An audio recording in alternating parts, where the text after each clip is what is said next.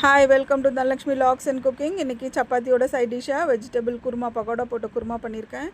ரொம்ப டேஸ்டியாக இருக்கும். அது இட்லி தோசைக்கு இன்னும் ஆப்டாக இருக்கும். எப்படி செய்கிறதுன்னு பார்க்கலாமா? வாங்க வீடியோக்குள்ளே போகலாம். பிடிச்சா லைக் பண்ணுங்கள், சப்ஸ்கிரைப் பண்ணுங்கள். அதுக்கு நம்ம கடாயில் எண்ணெய் ஊற்றிட்டு தேவையான இன்க்ரீடியன்ட்ஸ் பட்டை, பிரிஞ்சி இலை, அன்னாச்சி பூ சேர்த்துட்டு லைட்டாக ரோஸ்ட் ஆகட்டும். ரோஸ்ட் ஆன பிறகு பொடி பொடியாக கட் பண்ண வெங்காயத்தை சேர்த்துக்கலாம். நம்ம வெங்காயத்தை பொடியாக கட் பண்ணி சேர்க்கும்போது நம்மளுக்கு கேஸ் கொஞ்சம் சேவ் ஆகும். பெருசாக வதங்கிறதுக்கு கொஞ்சம் லேட் ஆகும். இப்போ சிலிண்டர் தட்டுப்பாடு ஏற்படுறதுனால நம்ம சிக்கனமாகவே எல்லாமே யூஸ் பண்ணுவோம். பச்சை மிளகாய், அதுக்கப்புறம் இஞ்சி பூண்டு பேஸ்ட்டு, அதுக்கப்புறம் அது பச்சை வாசனை போன பிறகு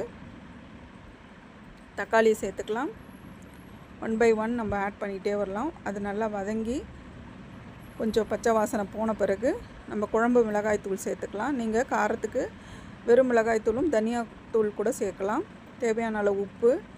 வதங்கின பிறகு நம்ம குழம்பு எவ்வளோ தேவையோ அந்த அளவுக்கு நம்ம தண்ணி ஊற்றி அதை நம்ம பச்சை வாசனை போகிற அளவுக்கு கொதிக்க விட்டு எடுத்துக்கலாம். அதுக்குள்ளே அதுக்கு தேவையான மசாலா ரெடி பண்ணிக்கலாம். தேங்காவும் உடச்சக்கல்லை, கசகசா சேர்த்துட்டு உடச்சக்கல்லை சேர்த்துக்கோங்க. சேர்த்து இதை தண்ணி ஊற்றி நம்ம ஒரு பேஸ்ட்டாக அரைச்சி எடுத்துக்கலாம்.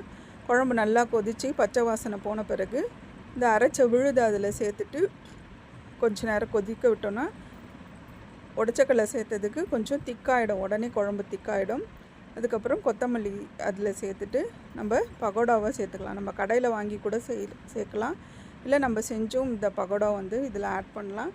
உண்மையிலுமே டேஸ்ட் நல்லாயிருக்கும். பிடிச்சிருந்தால் லைக் பண்ணுங்கள், சப்ஸ்கிரைப் பண்ணுங்கள். Thank you all. லைக் பண்ணுங்கள்.